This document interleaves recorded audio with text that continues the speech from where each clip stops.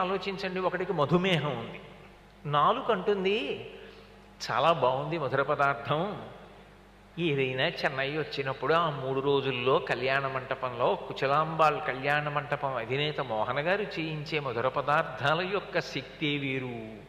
అబ్బా, ఇవాళ కళ్యాణంలో చేయించిన ఆ మధుర పదార్థం పైనాపిల్తో చేశారో ఏమో, ఎంత బాగుందో, కాసేపు మధుమేహాన్ని పక్కన పెట్టేసి ఓ గ్లాసుడు పుచ్చేసుకుందు అంటుంది.